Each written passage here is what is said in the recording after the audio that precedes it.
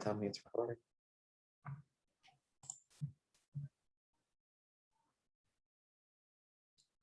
All right, welcome back everyone to the Gentleman's Wrestling Podcast. I am Jesse Collings, joined as always with Jason Ounpraseuth. Jason, how are things going today? It's going well. NFL season's back, so my degenerate gambler within myself is just adding more to my schedule, just prepping for fantasy and DFS and all that stuff. But Jason, gambling is illegal in the state of Massachusetts.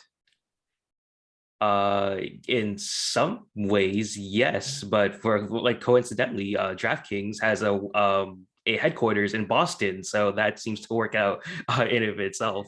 Yeah, well, you can't like regularly bet on games yet in Massachusetts, but you can bet in like New Hampshire or Rhode Island. So if you just cross, I know like you cross the border, like you literally can go to like a parking lot across the border and enter in like some bets. Mhm. And I know people that do that. They're like, yeah, I'm gonna, and like I live probably like 45 minutes from the New Hampshire border. You're closer than me. And they're just like, oh yeah, every Friday or every Sunday morning, I drive up to New Hampshire. I go to a Dunkin' Donuts parking lot in Nashua, and and I make some bets, and then I go home and watch the games. I can't believe people bet on. Do you ever bet on Dave's star ratings? No, I've never done that. So I haven't either, but he'll post about them in the Observer, where he'll say like the you can bet like the over under on his star ratings, like what the matches are going to be. And yeah, I've heard of that. It was like, I know like I remember seeing like the Darby Allin CM Punk match, all that, like over under was 4.5, and I was like, well, I think I take the under. 4.5 is pretty high, but like it's funny that there's actually someone putting out those bets. And if Dave ever wanted to compromise himself and make a lot of money, yeah, it's certainly something you could do. But not to talk about gambling today, but instead we are talking about a recent, it's kind of a recent trend in wrestling, but also at the same time, a very long historical trend. And that is hotshot booking, and also kind of connected with that, giving away your biggest matches on television, where wrestling fans for the last 25 to 30 years have been conditioned to expect television to build big matches, and then those big matches to take place on pay-per-view events. But there is a reason that we've seen in the last few years more and more matches taking place on regular television or free TV, as I was giving away a match for free. Jason, anyone that pays a cable bill doesn't count, of course. That's not what they're talking about. But the idea of giving away a match for free has become a little more sensible in recent years. And I guess that's where we'll start, is right that I think wrestling fans are conditioned to expect the big matches to take place on pay-per-view, and that matches taking place on TV for free are like a mistake, right? The WWE has talked about, and rightfully so, because it was a mistake at the time, the famous Hulk Hogan Goldberg match at the Georgia Dome taking place like on short notice because WCW wanted to pop a rating for Nitro. And at the time, if they had that match on pay-per-view, it would have made them a lot more money at the time.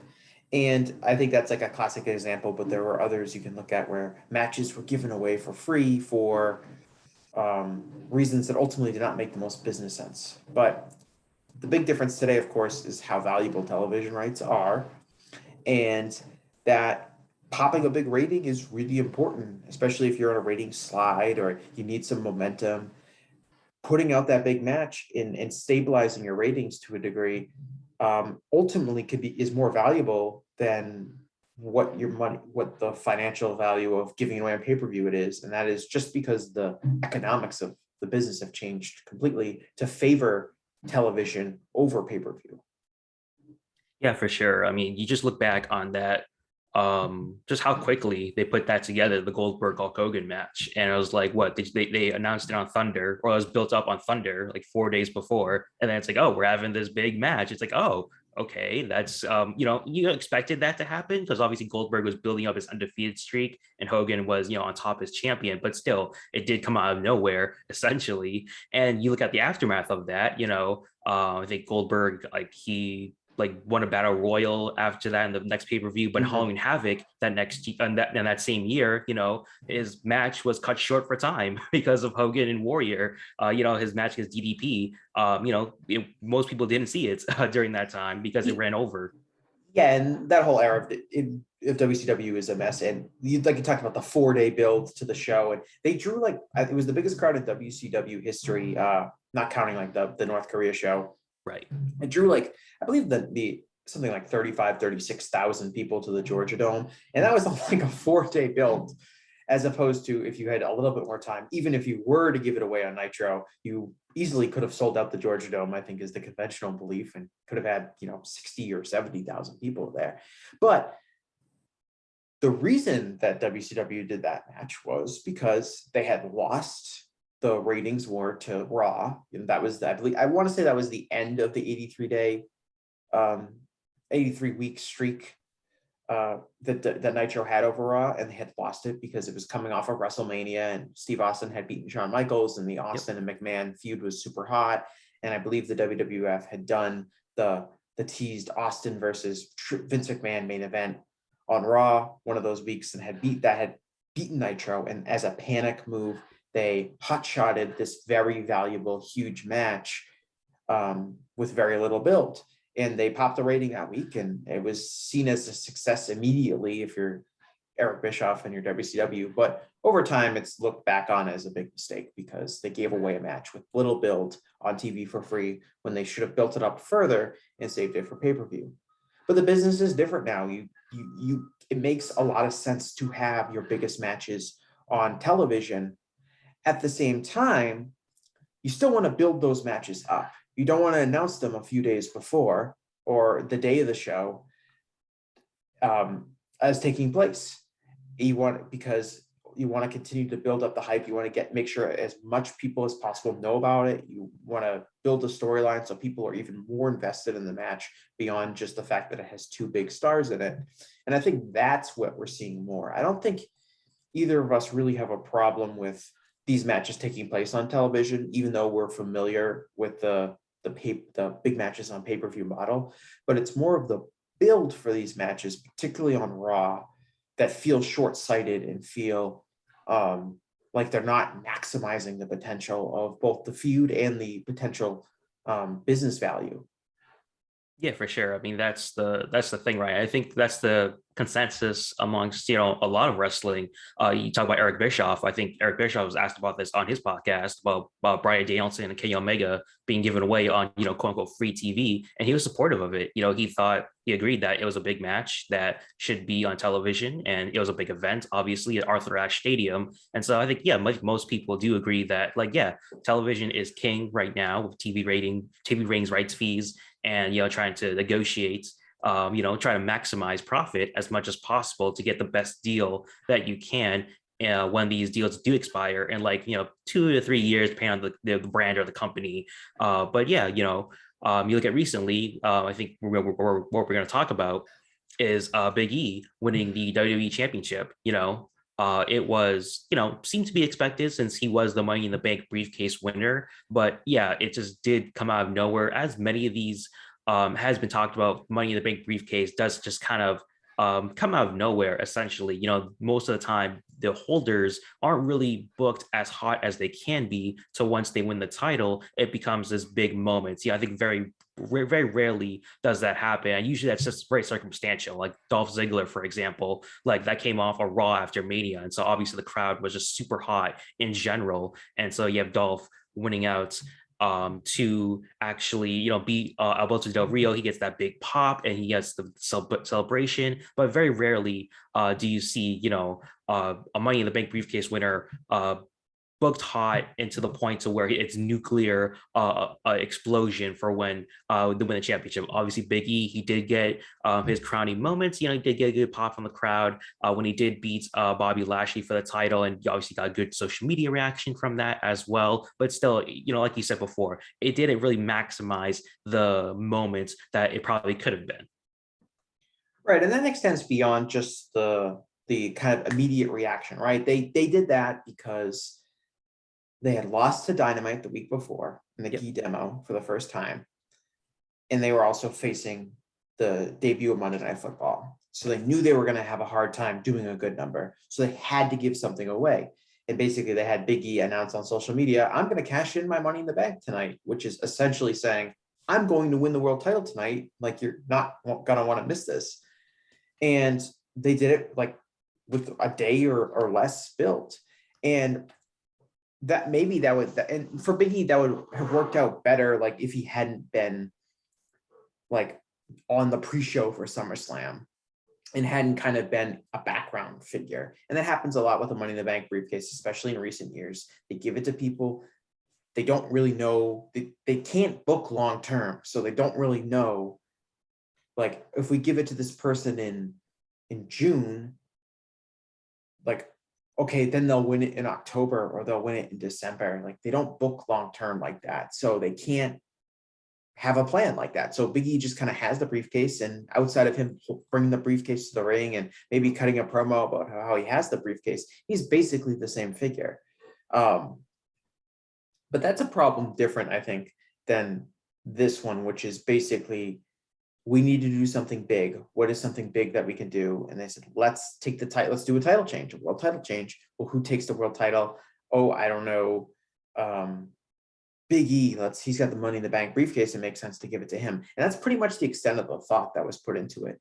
And what makes me concerned about that, Jason, is that when that happens, it doesn't give me a lot of faith that they have like this 6-month plan for Big E's world title run planned out, where he's going to wrestle this guy and he's going to wrestle that guy and he's going to beat this person and then he's going to feud with this other person. It seems like it's being booked week to week. And I feel like that's a chat that doesn't give me a lot of faith that Big E's going to get a fair shake at this thing. It feels like it was done at the last minute. And when you do that, I feel like the title reign can be taken away at the last minute. In a few weeks, look, Monday Night Football is not going anywhere, obviously. And AEW looks to be continuing to do very strong numbers. So if they're worried about losing viewers to Monday Night Football and they're worried about losing to AEW, they're going to have to consistently come up with big matches that you give away on Raw if they want to hold the line there. And I think one of those things is, well, let's do another world title change. Let's have Bobby Lashley regain the title against Big E. Then they can wrestle again the next week. And I'm a little dubious right now that Big E is lined up for like the 6-month title reign. And I think that all dates back to the necessity, the want to hotshot this thing and to just, we need to have a big moment here. I'm going to press the emergency big moment button and Big E will parachute in and win the world title. And I don't think that bodes well for the long-term prospects of Big E as WWE champion. Yeah, I mean, you mentioned like, how Big E could always lose a title at the last minute. That kind of just reminds me of Kevin Owens when he won the Universal Championship. He won it in this big moment. Triple H turned on Seth Rollins, winning the Universal title. He had this big title run. He was, team with Chris Jericho. Then all of a sudden at Fastlane, Goldberg beats him in 22 seconds. It just seemed so unceremonious. It didn't really follow any type of story. I guess maybe for the Jericho Kevin Owens breakup story, it kind of did, but still, like, you could tell it was so out of nowhere. They just wanted to put this out on Goldberg because it's Goldberg. And I think, this was like 2017-ish. And so this is when Goldberg was making his comeback run and really, just piping up the nostalgia run. And, maybe they do have a big plan for Big E for the next 6 months, but, Vince McMahon can always change his mind and say, hey, let's move Brock Lesnar to Raw because, we need to push ratings for Raw. And, maybe Fox is okay with, losing Brock Lesnar for a bit. And, maybe we'll just give them something else. And, Brock Lesnar could take the title off Big E just randomly on an episode of Raw one day because, they just want to pop a rating, like you said, to Hot Shots. And, it just ruins whatever the plans that they did had, whether they actually do or not is a different story. But still, yeah, like you said, anything can happen at the last minute because, they're competing in a ratings war, not only with AEW, but like you said, Monday Night Football and just so many other things on television that's, they've always struggled to sustain viewers for 3 hours. And, what their booking isn't really helping that. Right. And I said this at the time when AEW beats Raw in the key demo for the first time ever. Yep. And it's the week before Monday Night Football starts. could not have been at a worse time for if you're WWE, because now you're like, okay, we got to get back on track. We got to top AEW, but now we have to deal with this enormous handicap, which is we're facing the most dominant property on cable television, who takes a bite out of our ratings every year for decades. And that's a really big challenge. And so they have to come up with these quick ideas. The problem for Raw and the problem for WWE in general is that you have the brand split, and I know they're going to do a draft, which is interesting because you have the week where Roman Reigns just shows up on Raw, right? And now we're going to have the draft where we're supposed to be really excited. Oh, so-and-so's going to this brand, or so-and-so's going to go to that brand. And it's like, if anyone can show up at any time, what's the point of the brand split? But you have separated rosters, in theory at least. And on Raw, it's like, what are your hot shot matches left? What are your dream matches that you can put together? It feels like the company is really lacking on star power at the top level. They're really lacking it on Raw, because SmackDown, because of its presence on Fox, gets top priority when it comes to getting Roman Reigns and getting Brock Lesnar and getting Becky Lynch and Sasha Banks and the top stars in the company. And Raw kind of is kind of the B show, which is, hilarious to think about historically, that Raw is now the B show, but that's really what it is when it comes to the amount of resources and talent that are dedicated towards it. And like, what matches on Raw currently, like, could they even do that feel like really big matches that will pop a number? Because I don't see the talent in depth and people getting over and people with momentum even taking place on Raw. Like the Big E cash-in, that was coming on the heels of a Randy Orton Bobby Lashley world title match, which in itself is a hot shot match, but at the same time didn't really feel like a hot program, didn't really feel like a hot match. Because I don't know, it's two guys that have been around forever, and Randy Orton's not that exciting as a main event attraction now. It just, I don't even know what they have on Raw to continue to hot shot, other than let's pass the title around. Let's have Big E lose the title. Let's have him win it back. Let's have Lashley win the title. Let's bring Roman Reigns over. Like, I don't see what they really have on Raw to pop a rating for the next, 15 or 16 weeks that they're going to be dealing with the Monday Night Football competition, and also dealing with AEW, right, on the rise. Yeah, 100%. I mean, you just look at, I think, yeah, always like the big problem with WWE, as always, is just overexposure. Like guys like AJ Styles and Randy Orton, they've just been on TV and they've just been around for so long that, like, like they don't really feel like top stars, even though like they obviously have the talents and have the capability to be a top star, but they're just always around every week, and they're just overexposed. A guy like Omos, he had a lot of potential and momentum coming his way, but now he just feels like another guy on the show. He's just AJ Styles' best buddy, pretty much, and everyone else on the show feels the exact same way. And then look at even the women's division as well. There's no one really popping in that division. You have a lot of weird things going on with the Nia Jax stuff, and obviously Alexa Bliss. They haven't really shifted gears with her. She's still doing the whole Fiend with Bray Wyatt thing, even though he's not in the company anymore. And with Charlotte, again, just more overexposure for her, where she's just been around. She's been the main event scene for so long that people are just tired of seeing her in that top spot. There's no real fresh names to come up with. Even look at NXT, they're in the midst of a reboot where everyone is just super green, and the vets that they have, they want to keep them around to help out the younger people there. And so there's really no one else there. And obviously the PR for a PR spin, indie wrestlers, there's no real reason to go to WWE unless, for financial reasons. That's the only reason to go to WWE at this point, because they've shown a lack of interest in indie stars, and they've shown a lack of interest in actually, pushing indie stars in the way that they want to be. If you want to do that, just go to AEW, where you'll actually be treated as a star, and you'll get to do whatever you want to do creatively, and you'll with your character as well. Yeah, in theory, the draft will help reshuffle some names. They'll get some names on Raw, get some names on SmackDown that are different. But yeah, you raise a good point about like overexposure, right? Like Randy Orton is a big star in certain ways, but it's hard to get excited about Randy Orton in a world title match. It's hard to get excited about Randy Orton winning the world title unless he's part of like a super hot angle or he's got a new character or something like that. Because I mean, Randy Orton's been in the title picture since 2004. Like it's been an extremely long time. He's had an extremely long career, and good for him. He's made a lot of money, but that's not really moving the needle and creating anything new or exciting on Raw. And even like people you said like even if you bring some people over from SmackDown, like say Kevin Owens comes over, like okay, I like Kevin Owens, but like, am I getting that excited about Kevin Owens versus Bobby Lashley or Kevin Owens against Big E? Not unless there's like super hot segments and a really well done storyline going into it, just because it feels like all of these guys have been overexposed. They've been on TV for years and years. And you used to get the calls from NXT, and now with the revamping, like you said, the revamping of NXT, everyone being super green, it's like who even is gonna be a difference maker from NXT right now? I don't think there's anyone there that is.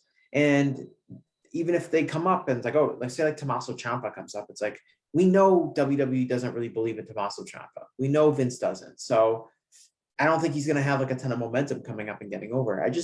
They need, again, WWE, it's the same problem. They need long-term booking. They need a better vision. They need to do a better job of taking a talent and elevating them up several levels so they can become a top star. And the closest thing we've gotten to that is things like the Money in the Bank, where Big E wins the title and now he's a top star. And it's good for Big E that he's in that position now. I'm dubious that he's going to be in that position 6 months from now, because we saw it with Kofi. He wins the world title. Oh, Kofi's a new top star. It's like, oh, actually, no, he's getting squashed by Brock Lesnar and he's exactly where he used to be. And you could point to a bunch of other people that have been down that path where they have been anointed as a new top star, and yet a few months later, they are back where they started. Even Drew spent a long time as WWE champion last year. I think he did an amazing job during the pandemic. He was a consistent highlight both on Raw and on all of his pay-per-view matches. He worked his ass off. And now I feel like he's just a guy on Raw. They turned him into a guy who has a sword and tells boring stories. They had him lose at WrestleMania. They had him lose the feud to Lashley. And now he feels like a talented, but just a regular guy on television that I'm not super excited about seeing. The only guy they really seem to protect is Roman Reigns. And even that's been done ad nauseum to the point that it's become almost boring and how much he's protected. And he won both his matches on Raw. Like he wins 2 matches on Raw on the same night. And it's an overall problem with WWE. And that kind of extends beyond the hotshot booking, but it does give me an idea. It's like, what can you do to give away a big match? Because if you're AEW, you have and a big thing is that AEW has only been around for 2 years and they've consistently added talent. But the other thing is that AEW has done a better job elevating talent to make the talent feel important as opposed to just regular people. But if you were to say AEW needs to hotshot a bunch of weeks of television, they have a almost limitless amount of big matches that they can give away at the moment. And I don't feel that way about WWE. Yeah, I mean, just look at a guy like Cody Rhodes.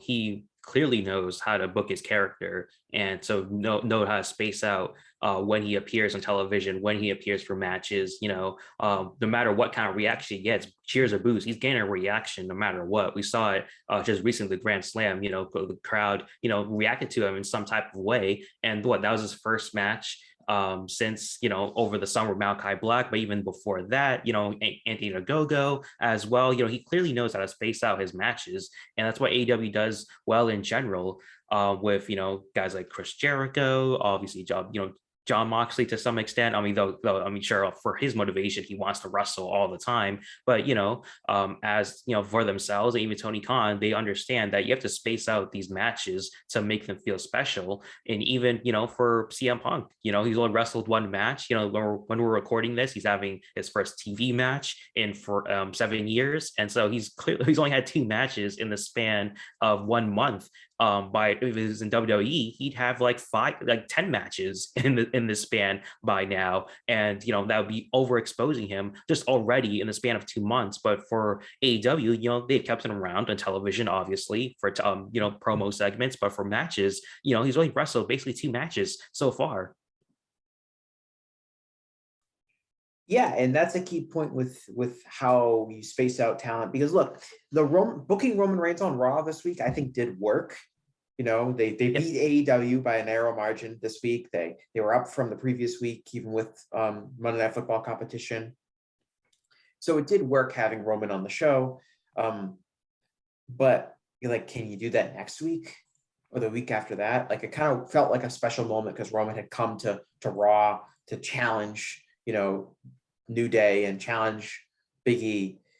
But I don't that's kind of feels like more of a one-time thing, and that if you have Roman on Raw every week, feels like you'll probably reaching diminishing returns unless you can get him in like a hot storyline where people are interested in seeing what happens each week, which WWE really just doesn't do that often.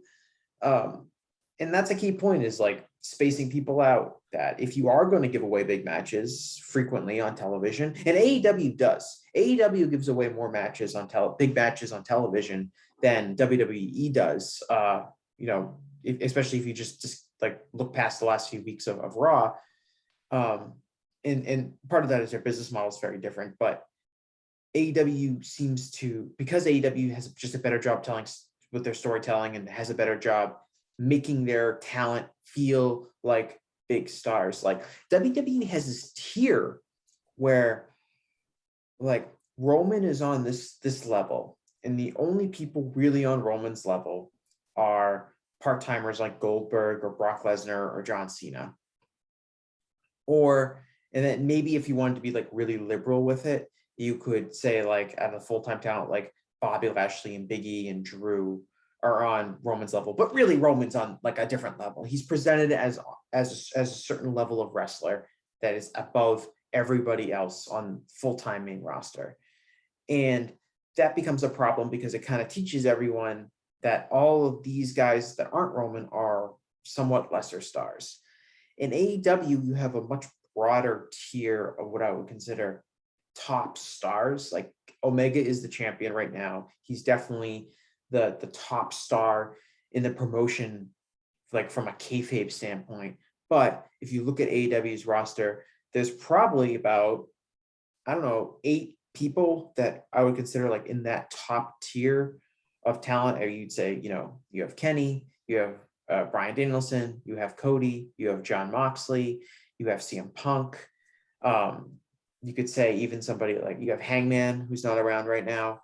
You have like, I think like a collection of talent that has been presented and protected to a certain level that they feel like they're on equal footing with the very top guy in the company. And WWE doesn't have that. And that makes, that means that they only have one guy they can really use to make matches feel big and important, because he's the only one that gets any resources dedicated towards making him feel big and important. And I think that becomes a challenge if you're looking to build a big match that people want to see. Every big match is Roman. It's Roman versus John Cena. It's Roman versus The Rock. It's Roman versus Brock Lesnar.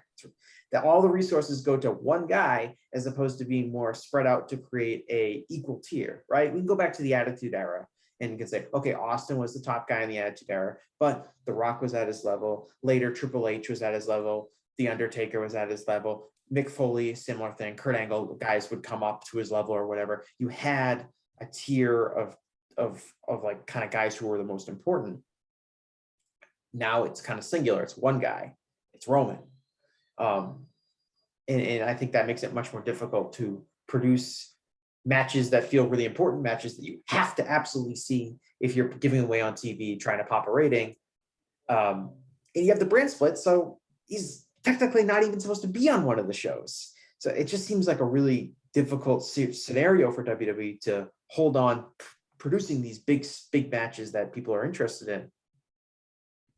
Yeah, you even compare like the women's divisions for these companies. You have Britt Baker, who's obviously in her own top tier, but still, like the way they book matches. Like someone like Ruby Soho could come in and win the Casino Battle Royal, build up to her first match. And I think for some fans there was some, especially being the main event slot, there was some like thoughts like, oh, Ruby might actually win this match because of the way AEW books. They give you that sense of reality. Even Chris Statlander felt like like, oh, she's reaching that level of a Britt Baker back at her match and All Out. And you see that other talent like Nyla Rose, Hikaru Shida, Serena Deeb, they also you can clearly tell they're building up younger talent or just newer talent in general, like Big Swole, Anna Jay, Tay Conti. And you compare that to, I guess, Raw, for example. Charlotte is her own top level and everyone else is kind of just below her, Rhea Ripley and Nikki ASH, former champions. Now they're just back in the tag division. That's clearly what they're doing. Doesn't really seem like they're sniffing the world title scene. Alexa Bliss, I guess from a financial standpoint, assuming like all of her gimmicks or her dolls sell very, very well, I guess if you put it on a financial aspect, she may be on the level of Charlotte, but in the ring and just as a character, she's clearly not on that level of Charlotte. And Asuka, she's kind of just fell off the face of the earth. She was injured though, but even before she was injured, she wasn't really sniffing the world title scene, and she was clearly de-elevated from that level that Charlotte was before. Yeah, I mean that's basically what I agree with, is that when you have like talent that's tiered like that, it's easier to kind of mix a match and create big matches. And if you want to look at, like, if you're concerned about Big E, look at what happened to Nikki ASH. Now, both Nikki, I'll call her Nikki Cross because I'm not remembering that. Both Nikki Cross and Big E were people who were in WWE for a long period of time, who were never pushed as main event talents.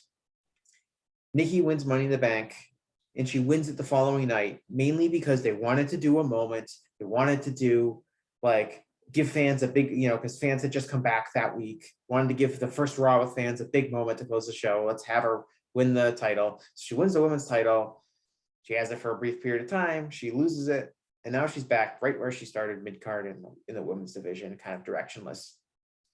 She's doing the tag team that can't get along, opposites on the same tag team. One of the 4 stories that WWE knows how to tell. That's also being done by Matt Riddle and Randy Orton on the same show. But right, so she has her moment. Everyone says they're so proud that she won the women's title, and then a few months later, where she's back where she started. That's what I worry about with Big E. I think that they gave him the title because they wanted to have a moment. They wanted to pop a rating. He's someone that's been in the company for a very long time. Vince has always said no when it comes to the idea of pushing him as a true top star. I'm dubious that it's going to exist now. I wanted to point out something when we talk about like the hotshot booking and giving away the matches on television. And obviously the TV deals are so valuable, and they're more valuable than, especially when they had a WWE network, it was just so much more valuable than the WWE network, that it made sense to do the big matches on TV and not on pay-per-view. But WWE had signed like $1 billion deal with Peacock to sell the WWE network to Peacock. And so it's not like these pay-per-views don't matter anymore, and that these pay-per-views aren't like still super valuable to WWE, because they absolutely are. Peacock is counting on the pay-per-views to create interest in their product. They're paying WWE $1 billion over the next few years so that people are, opening up their Peacock app and watching the live WWE show. So Peacock and NBCU can go to their board and can go to their stock owners and say, this many hours of Peacock was watched. We've got all these live events. We've got, the Premier League, we've got hockey, we've got football, and we've got WWE. And they give us 12, 13 events a year that people watch. So they are important, but it does seem like we have a pay-per-view in 2 days, Extreme Rules. And it does feel like with all the rush to put these big matches on Raw to kind of goose the Raw rating, that the build for Extreme Rules has kind of fallen by the wayside. I can't get to that. Sorry. But I wanted to talk about so this card, we have no WWE Championship match. There's not the show is in 2 days, Jason. We do not have a WWE World Title match because it was supposed to be Bobby Lashley versus Randy Orton, and now Big E is the champion. And so that just we have nope. So in the rush to give Raw a big rating and to hotshot your way through Raw the last few weeks, they have now gotten rid of their biggest Raw match on the pay-per-view.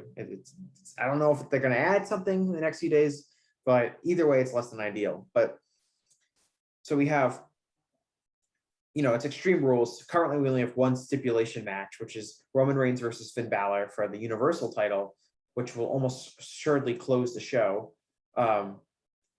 Which has been a weird feud. And honestly, Reigns feels like he's been occupied with feuding with Big E, who doesn't even have his title.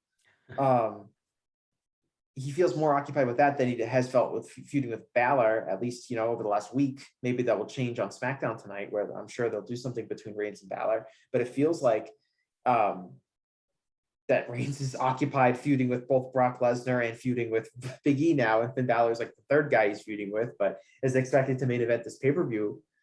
And then you have, Damian Priest versus Jeff Hardy and Sheamus. That has been built on Raw, obviously. You got the Usos versus the Street Profits. I feel like they've wrestled a million times, but that's because WWE has about 4 stable tag teams. Charlotte Flair versus Alexa Bliss, which was built on Raw. Becky Lynch versus Bianca Belair, which has been built on SmackDown, obviously. And then you got Carmella versus Liv Morgan. And that's what we have for Extreme Rules. But it feels to me like the build for Extreme Rules has been totally overshadowed by Raw and SmackDown. And I get it. The TV money is worth a lot of money. The TV deals are worth a lot of money. So you want to prioritize that stuff. But it's not like the pay-per-views are worthless and that WWE can just kind of write them off and just kind of, half-ass a build for that pay-per-view. They're getting a lot of money to create interest in the pay-per-view. And that is something that does need to be kept in mind when we talk about this kind of stuff. Yeah, you mentioned, NBCU touting their numbers. Even Nick Khan of WWE is touting Peacock's numbers, talking about how there's this doing Money in the Bank did better viewership than 2019's Money in the Bank. That's how much Peacock is worth more while than the WWE network itself. And so clearly, this Peacock deal means a lot to them.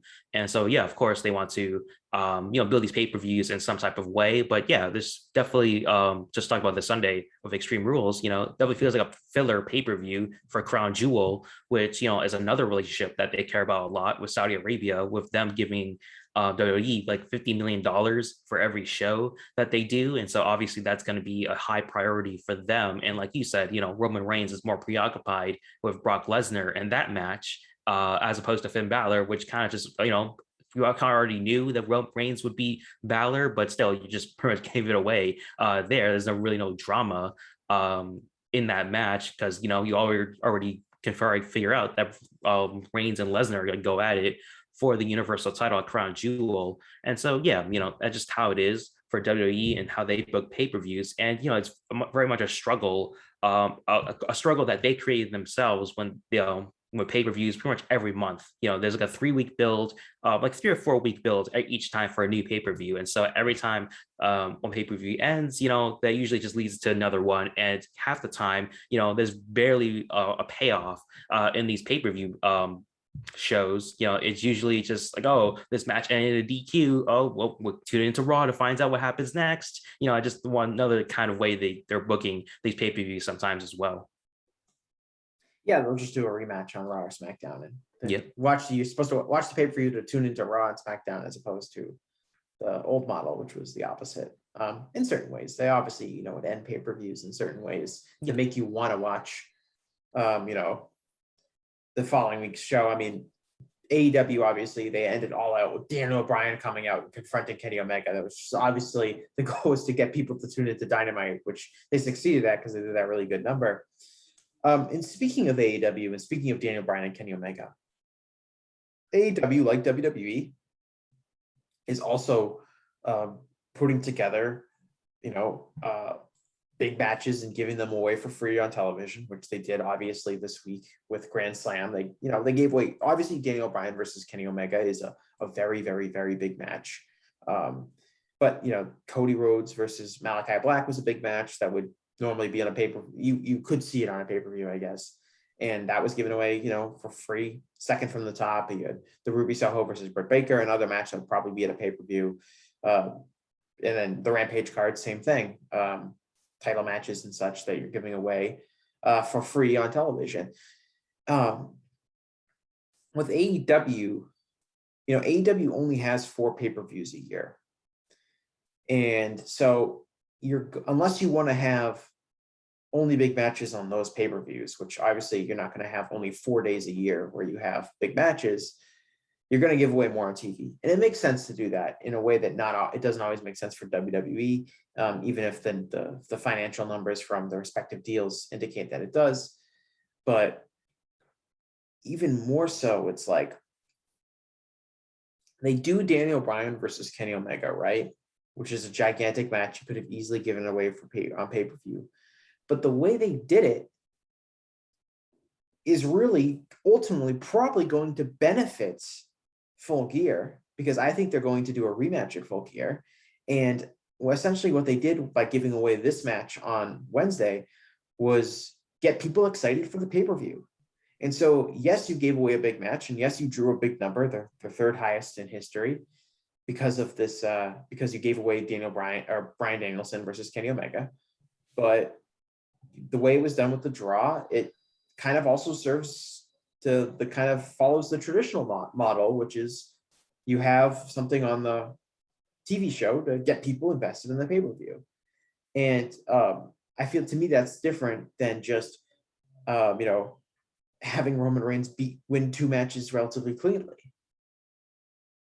Yeah, I mean, obviously, the result of the Grand Slam match was a 30-minute draw, and of course, Kenny Omega playing a character saying, "Oh, there's not gonna be a draw," but obviously, Bryan Danielson will probably, win some matches perhaps on television, and that will help his case to actually earn his chance at Full Gear, and it's gonna be interesting as well, in I think it's going to start in 2022 when they actually do these TV specials, these Clash of the Champions type specials that they're going to do on, TNT or TBS, wherever they're going to be. So it's going to be interesting to see how they space out, these bigger matches. Obviously, we're going to get these bigger matches because, like you said, Bryan Danielson, Adam Cole as well, and even Ruby Soho, they all debuted at the same time at All Out. And so you're just trying to take advantage of that momentum there.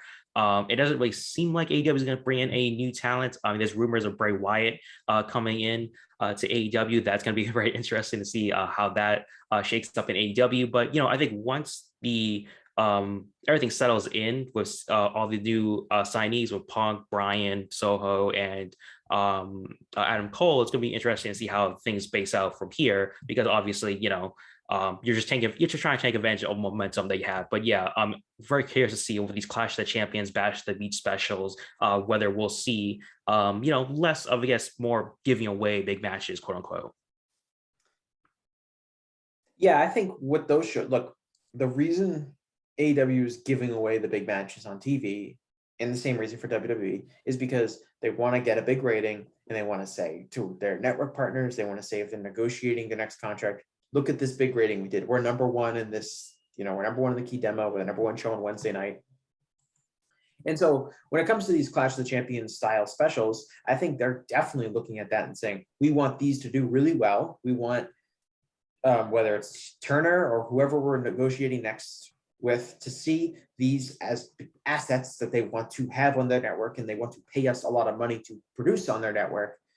And so I see that those totally being like highly focused pay-per-view level cards, similar to what we saw with the AEW Grand Slam. I think maybe we might see less like special edition episodes of Dynamite where you have multiple title matches and such when you do have these TV specials, because they're functioning similar to how pay-per-views would operate, where you build and execute on one show.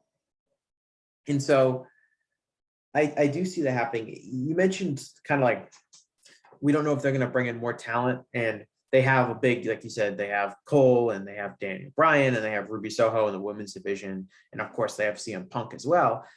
They brought in all these new names. They have fresh matchups for all of those, all four of those performers that they can hold off on.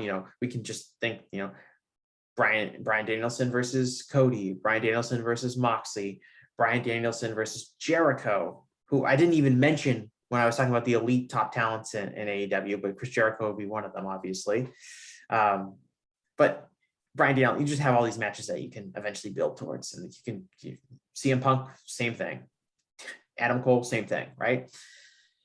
But bringing in new talent helps helps freshen things up. It helps give you another person that you can use in some of these big spots. It helps create maybe some momentum when things might be stagnant.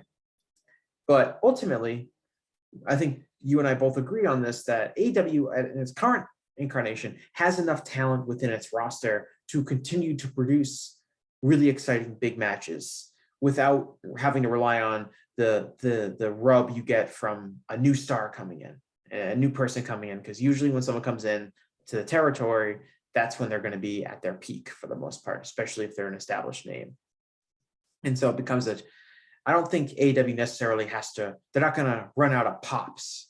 They're not going to have to keep, just, okay, who can we get from WWE? We need to get someone from WWE every 3 months to make our product feel alive, because that's not sustainable. I think you look at things like how they've handled Hangman Page, who will be coming back soon, I believe, relatively soon. We don't know exactly, but he's not like gone forever. He's not going to be out for a year or anything like that. But like Hangman Page is a guy who you got over and turned into a top star because you protected him. You told a story with him, carrying Kenny Omega in the tag team and then Kenny Omega bailing on him. You've taken him and turned him into a top star through years of television, week after week. And now you have someone whose journey the fans are really invested in seeing. I mean, the numbers when Hangman was feuding with Kenny, that brief little feud they had where they eventually, he lost his title shot, the numbers were excellent for Dynamite. They were doing over 1 million a week. They're coming close to leading Wednesdays in the key demo. He was really drawing for them as top star. And that was before Bryan Danielson was there, before CM Punk was there. It was all organic in-house talent development. And I think there's other people that AEW can do that with over the next few years. I know, we can name them. Everyone knows who they are. Darby Allin, MJF, Jungle Boy, Sammy Guevara. In the women's division, you have the greener talent like Jade Cargill, who maybe in a few years is at that level. But you have the people that are there to create the buzz and atmosphere and eventually have these big matches lined up. And that's something we haven't seen out of WWE, right? If you look at, the Raw from this week, you got Big E, who's been with the company for over 10 years. Roman, same thing, over 10 years. Lashley, I think he dates back to the early 2000s when he first showed up at OVW. So, we're talking about people who have been around forever and ever, and you don't have a lot of the new talent that's been able to be elevated to that level to create interesting matches. So you're constantly relying on stars from the past to come back and make your shows interesting. We need to have Goldberg because we need Raw to do good. We need to bring back The Undertaker. We need to bring back John Cena. All of this stuff. Again, all of it comes back to long-term talent development, star making, and storylines that are interesting. And AEW does a better job with that than WWE does. That's just a fact. And it's reflected in things like this. Yeah, I mean, you even look at the stars that they potentially have, like Ricochet or even Mustafa Ali. Those are guys who are fresh names who have the potential to be, crossover stars. Especially for Mustafa Ali. He has a very inspirational story behind him, and I think he's someone that can easily be a huge baby face that can, fans can relate to and such like that. But they botched the whole Retribution storyline. He's in a very low mid card tag team of Mansoor, and I don't think anyone really cares about that. Ricochet, he and you'll have those moments in the Money in the Bank where like, wow, this is why you push Ricochet, even though like they'll never push Ricochet because Vince McMahon doesn't really like those kind of people. And even guys that they do kind of give small pushes to, like Dominic, he's not really there yet. Dominic isn't really at the time to be a star just yet. Even almost, he's not really there yet. He's still super green, and that's why you have him with AJ Styles. And even the stars that they do have, they're just not, they're either unwilling to push them, or they're just not ready to be pushed just yet. Maybe Dominic, he'll be a good mid Carter someday, but he's just not ready right now. Yeah, well, a scenario exists easily where Ricochet versus Big E, is a big match. You could have it on pay-per-view. You could have it on, this big Raw that's, you've been promoting for weeks and weeks. You could easily do that. He's talented enough to do that, but he's not, because WWE has taught us that Ricochet is a certain level of star, and that is not close to a main event level star, and it's not someone that you, the viewer, should be particularly invested in seeing them watch. And it doesn't really matter how talented Ricochet or Mustafa Ali or Tony Storm. Don't get me started on Tony Storm.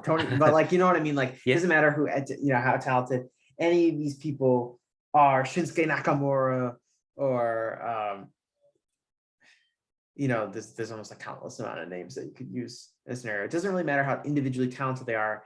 They're presented as a certain level, and that you should not really care that much about what they're doing.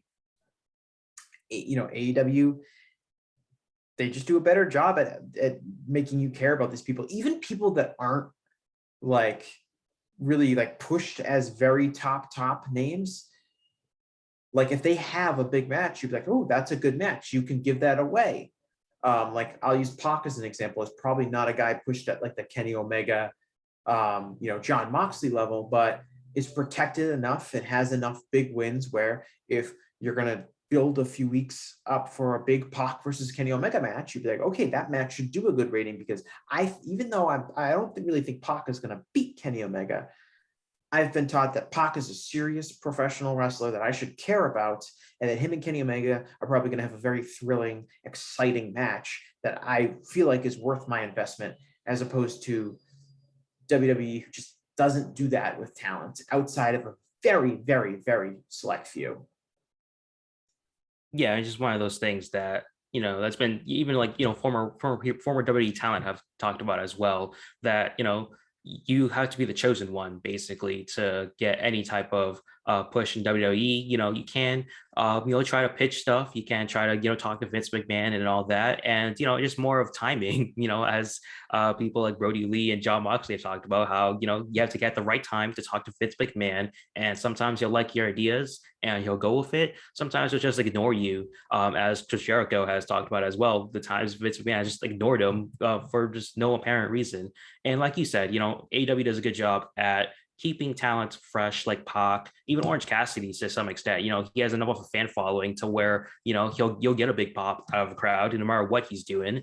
And yeah, it's just a very stark contrast in booking, and with AEW, their way of sort of connecting with other promotions like New Japan and NWA and Impact. They can always just bring in a new talent from a different promotion that can always pop a big match. Like we're seeing tonight when we're recording this. Minoru Suzuki is in a lights out tag team match. That's going to be very exciting. That's going to be the main event segments.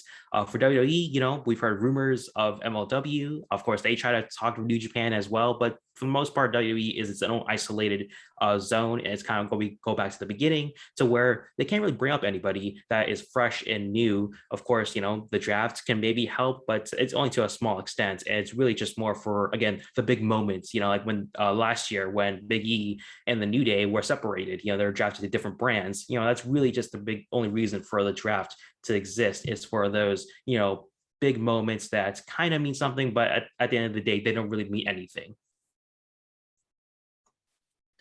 Yeah, I mean, we didn't. Yeah, when we're talking about AEW's like depth, we didn't even talk about AEW having building coalitions and having access to other talents in other promotions that can become across as big stars, and putting them on their shows.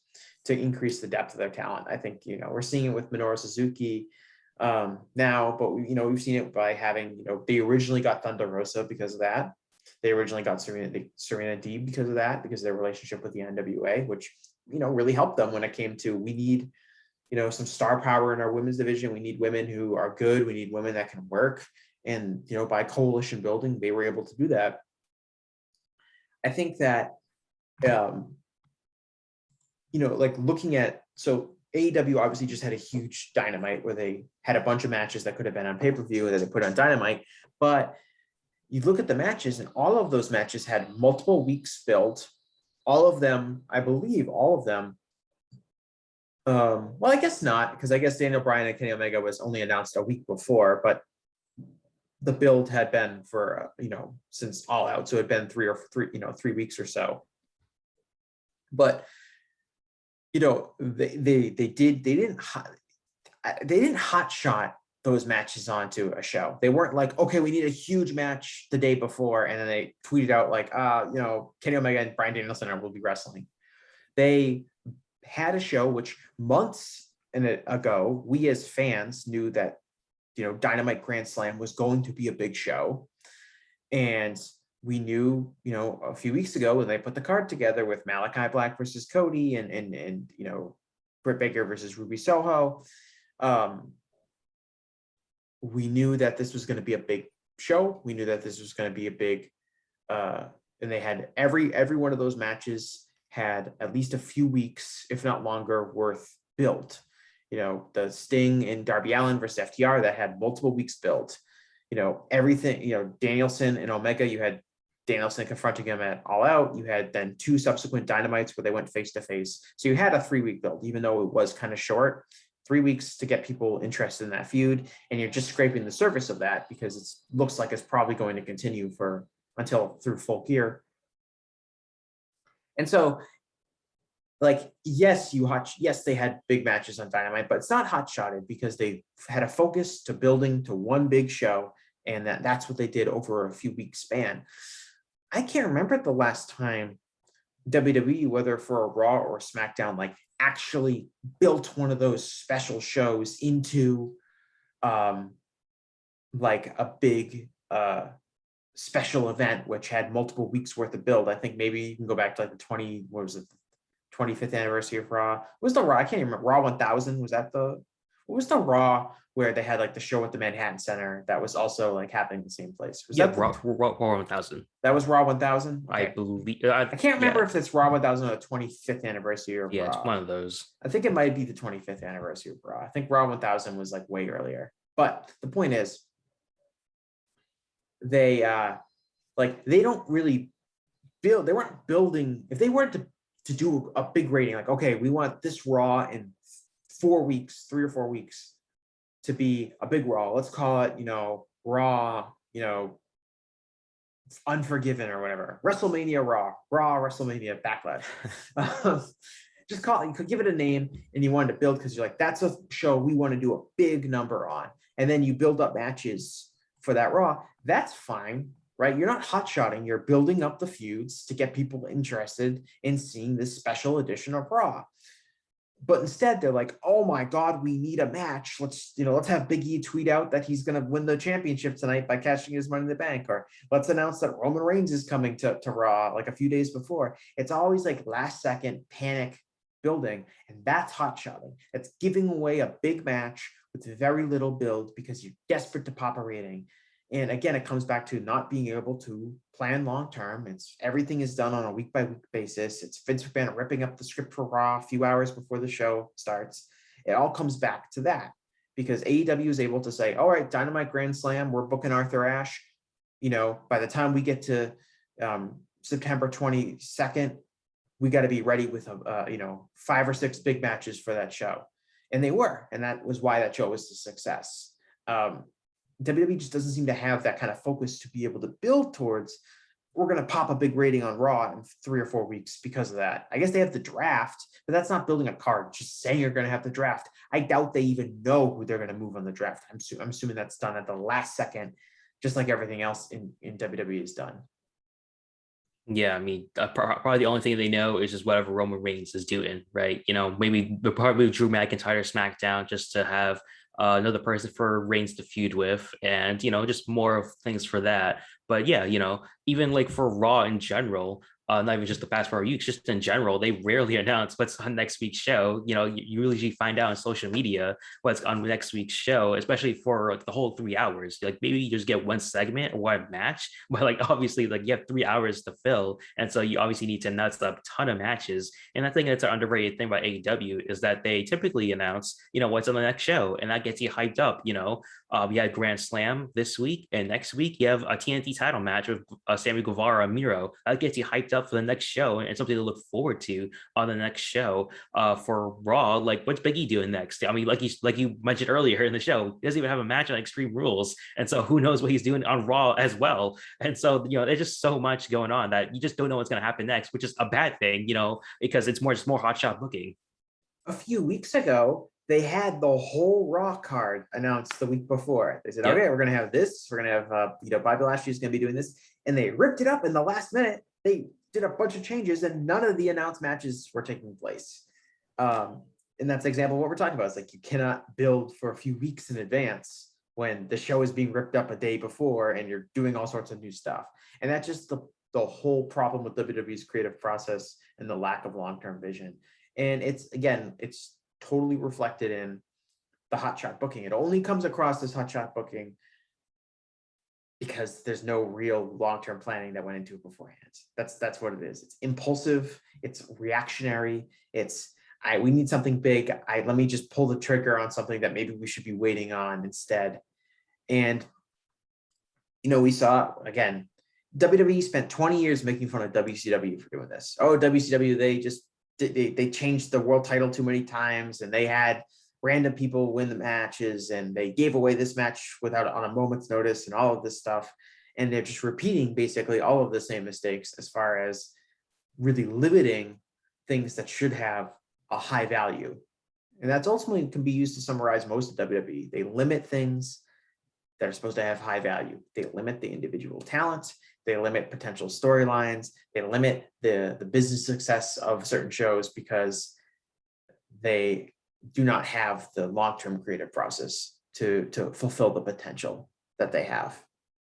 Yeah, I think just like, just a thing to bring this all full circle. I think the big thing about this is that just doing all this hotshot booking, having very little long-term creative vision, is that it just brings out nihilism within your fan base. It's never good to bring out nihilism within your fans, just being pessimistic. I think even, like we're talking about here, we don't really know what happens with Big E next for his title reign. He could just lose the title in a month from now to Bobby Lashley, perhaps, maybe a crown jewel, he'll lose the title, just have a very quick 1 month title reign.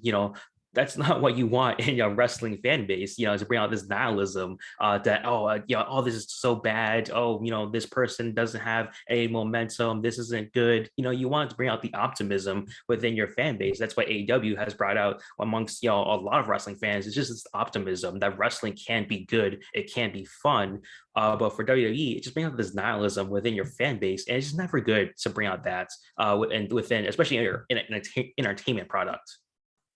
Yeah, I totally agree with the point about nihilism, and WWE just seems so. I wrote about this for Voice of Wrestling, but WWE is so focused on like the idea of creating these manufactured moments, like Big E cashing in and winning the title, without thinking about the long-term aspects around that make those moments actually important, right? Why do fans care about Big E winning the title? And the reason the world title matters is because fans see the world title as a validation of true superstar status. And if you hold the world title, or even if you're a former world champion, that means that you will be presented as a big star that will have a bright spotlight on them. And if you're a big fan of them, of seeing that person, if you're entertained by Big E, you're excited that he's got the title, because that means he's going to have that bright spotlight on him, and that makes you happy as a fan. So Big E wins the title, 10 days ago or whatever, And we're now 2 days outside of Extreme Rules, the pay-per-view. He's the champion. He doesn't even have a fucking match. Like, why get excited about him winning the title? Where's that spotlight for him? He's not even on the fucking card. Like, that to me is really indicative of how broken this system is when it comes to, we're going to create this moment because the fans think the world title is really important. But now I'm looking at this show and I'm like, is the world title that important? Like, maybe he wrestles Lashley for the title on Extreme Rules. Maybe they tweet something out. Maybe they did, and I haven't seen the last hour. But the point remains the same, is that, like, yeah, the spotlight's on him that he has the world title, and it's like, he's not even on the pay-per-view. Maybe he's on the pre-show again, like he was at SummerSlam. Like, that's completely ridiculous, and it does kind of condition the fans to have that nihilistic attitude about the way, the long-term ramifications of the show. All we have, the minimum of our expectations are for the moment, the instantaneous moment where the referee's hand hits the mat for a third time and Big E's celebrating with the title. That's all we can hope for. We can't hope for a long, successful title reign. We can't hope for Big E to be a main eventer for the rest of his career. All we can look at is the instantaneous moment of him winning that title, and everything else, and that comes after that, is just a complete mystery. Yeah, I mean, they essentially just book all these moments just for like the more like, I guess, casual fan, people who just watch every once in a while. They watch the big shows and they'll watch the hype package to see these moments. Like, oh, that was a cool thing. Oh, wow, what am I missing? Like, oh, this cool thing happened. Big E won the title. He cashed in Money in the Bank. They're not the ones who are watching every week, seeing all of these, terrible ramifications of that, and just, the lack of planning around that. All these moments are just for hype packages and for real recap packages as well. So that, WWE's very good production team can, edit around this and just, make it all look good. But, looking at it, through the details, it doesn't look good. Yes, Big E winning the WWE Championship is a very cool thing, but, you have to look at the details around that. It's very much like, you have some, player like a Tim Tebow, for example, back in the day. He had this great run. He was winning a lot of games. People were basking in the moment. But he looked in the details, his style of play, all that was not sustainable. He was never going to have a long career in the NFL because all what he did, his successes were not sustainable. And you see that with WWE as well. All these big moments, while they're great in that exact moment, just as it's called, they're not sustainable. Look at where everyone else is. Cesaro, back when he was, pushed as a contender for the championship for Roman Reigns, he was seen as the next big star. Everyone was excited for Cesaro to have his big moments. He kind of had a WrestleMania moment, in a non-title match against Seth Rollins, doing the whole helicopter spin thing. But look at where he is now. He is pretty much nowhere near the title scene as he was, earlier this year at WrestleMania. It just very much, again, just more than nihilism. Just there's no real hope that someone is actually going to, make it to that top tier of WWE anytime soon.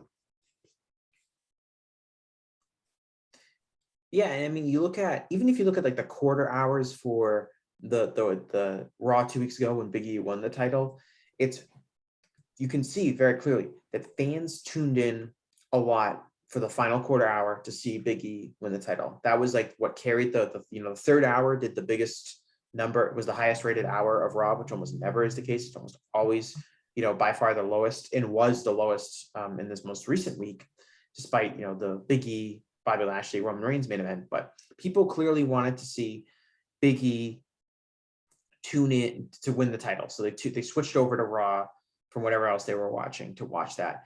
And I pointed out on Twitter, I was like, I thought the rating, ultimately the rating that show did was a disappointment. And people were saying, well, no, like Big E, like clearly, his quarter hour did big, so you can't blame Big E for not delivering the big rating overall, because people wanted to see him. And I was kind of like, well, that's part of the problem, which is that fans feel like I don't have to watch the 2 hours and 45 minutes before Big E cashes in. So I can just skip that. I can flip over and I can see the moment, of him winning, and then I can turn it off and I can go back to whatever else I'm watching. So the benefit is very small. You're just doing one big quarter instead of doing a big whole show. And that comes from, or even worse, they're just watching it on YouTube, after the fact, or they'll see someone post on social media, a minute later, and then they'll watch, Big E win the title in the 2 minutes it takes, for him to win the title and for the title celebration. And that is indicative of, again, we're looking just solely at the very individual moment, that instantaneous, the big pop when he wins, and then everything else surrounding it, I don't have to pay attention to. I don't want to pay attention to it. And WWE has conditioned me that I don't have to, because we're just looking for these little few big moments that you can basically watch and digest in very quick, short intervals. And the rest of all the product that WWE is putting out there is irrelevant. Contrary to that, again, this podcast, this whole entire podcast is essentially just comparing AEW to WWE every week. But, you look at the quarter hours for Dynamite Grand Slam, you look at, yes, the Bryan Danielson versus Kenny Omega match was the biggest quarter hour, but the viewership was relatively steady throughout the show. It did decline slightly, but I think it held up a lot better than other people expected. And the reason was because that people felt like the rest of the show was worth watching, and that they weren't just invested in this singular moment or this single match. They were invested in the entire momentum being generated by the product, top to bottom. And that to me is way more impressive than just having this one quarter that does this really big rating, and then everyone else is like, all right, I don't need to see the rest of this shit because it's boring or I don't care. And I think that's a big difference between the two companies where WWE is solely focused on this moment generation, the time this person wins the title for the first time, the person cashing in, the big return of somebody, right? All these little, moments that they built kind of around, but ultimately they don't have that kind of consistent interest across their product as a whole, because they don't have the kind of, the show's just not consistently entertaining enough. There's too many rematches that we're not invested in any of the characters outside of maybe one or two. And I think that is a big, big difference between the two companies. Yeah, for sure. I don't have much else to add to that. It's very well put. I think just one more thing to add was just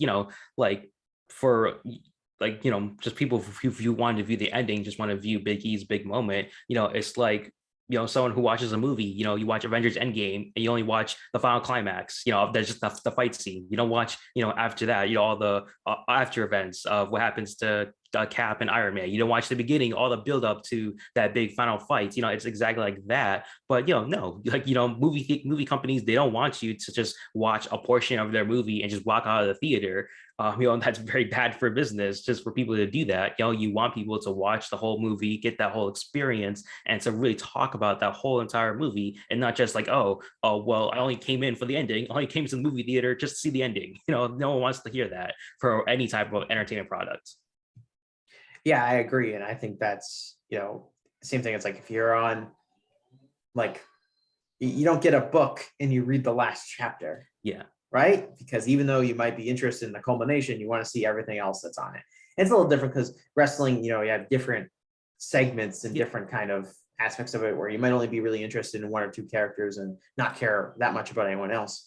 But I do think that it's like a significant problem that people are like, okay, we know this big moment is going to happen at the end of the show because we've been conditioned to expect this. And now I won't tune in for the rest of this. Now, here's an interesting point, comparing the two kind of big moments, right? Big E winning the title and Bryan Danielson versus Kenny Omega. So there was a lot of discussion about Bryan Danielson versus Kenny Omega starting at the front of Dynamite. Even though it was, everyone just kind of assumed it would be the main event, and then suddenly Dynamite started and Bryan Danielson was coming out. But and you look at the quarter hours, I think one of the things is people after that match were really, because it was such a good moment and it really delivered. People who maybe are not regular Dynamite watchers were like, you know what, this shit's really fun. The crowd's really into it. Oh, they announced CM Punk is coming out next. I'm going to stick around and watch because I'm already watching and it's still going on. You might have had that same element with after Big E wins the title. You get this feel good moment. The crowd goes crazy. Everyone's feeling good about watching it. Those people might have stuck around later, if that had happened earlier on Raw. But instead, they were like, all right, show's over. Like, I'll go on to something else. And next week, maybe they're not tuning in. And I do think there's something to be said for taking your big, sweetest moment and putting out front and center so people know what to expect for the rest of the show. And if it delivers, they'll be interested in maybe seeing some of the other characters or watching some of these other matches because the first one was such a positive experience. Yeah, I mean that's how Dynamite usually starts, right? They usually start off a hot match, and the idea is to get people sucked in enough to watch the rest of the show. I don't know what the exact details are. I'm sure people like Chris Harrington have done enough research to sort of understand that to start off a hot match. Whether it's like a match that could potentially be the main event or just a big marquee match that has been built up for the past week or so, or even more than that. Over a month, and it's just how it is for Dynamite. They usually start hot and they end hot as well. For WWE, it's lots of peaks and valleys within that 3 hours. Sometimes just a lot of downs for the most part as well. A lot of rematches, a lot of things that people have seen before. But for Dynamite, it's always something new, always something interesting, especially at the beginning of the show to really pique people's interest because they know that typically they see the peak viewers around at the beginning of the show because that's when people want to check it out, see it live for the first time, and then they'll try to keep people's interest as much as possible. Yeah, that's pretty much it for me. Do you have anything else you want to add that we haven't gotten to yet today? No, that's pretty much it. I think just again, we're comparing WWE AEW mostly because they're the ones with weekly television in the US. Ring of Honor has weekly television, but it's very much mostly on the internet, some of the cable or anything like that. So if they have Impact, they're on Access, that's a very small channel. And New Japan Strong, it's on New Japan World. That's not really US weekly television on cable. Yeah, and the amount of money that those companies are getting from their television deals are relatively minimum. If you're a Ring of Honor, I'm assuming, both with Ring of Honor and Impact, they're on networks that are owned by the company that owns them. Yeah. They don't have to be, their financial situations are different. I would imagine that most of the revenue is coming from either pay-per-view purchases or like live event ticket sales and merchandise. Yeah, it'll be interesting to see if I know there's been not rumors, but like discussion about what if there was a third major professional wrestling company, right? Like some other billionaire came in and is like, I want to start it, and they're on I don't know, Discovery or some I'm trying to think of it like a cable network that wouldn't be affiliated with either Turner or NBCU. Disney, right? ESPN2 has a new wrestling show.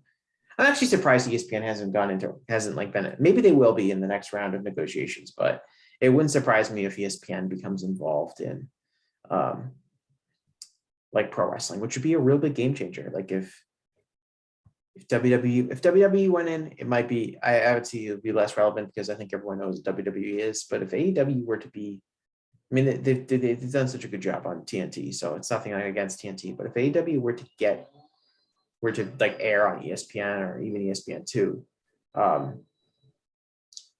and kind of just be absorbed into the ESPN bubble, would be very interesting. But that's it for today. We thank everyone again who's been watching these right along. I think, Jason, I should have thought about this more. I think we're close to about a year's worth of these shows because I believe we started maybe last September or last October.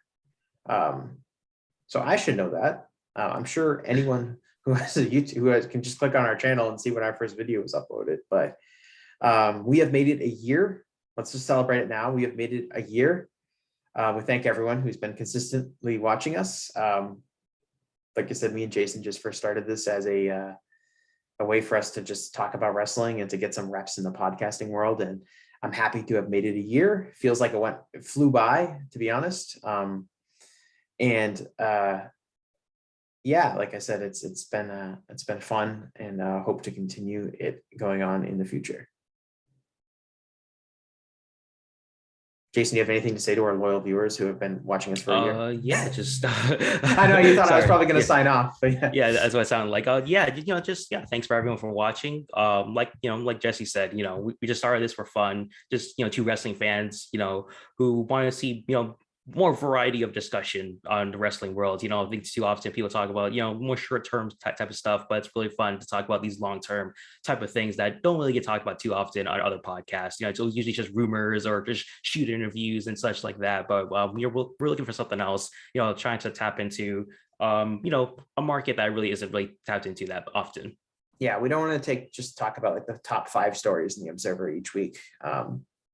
And kind of, you know, ultimately it didn't really end up like I thought we would do multiple subjects per video, but then I don't know why it kind of just evolved into like we're gonna do deep dives kind of and have like really like long discussions about like one individual topic.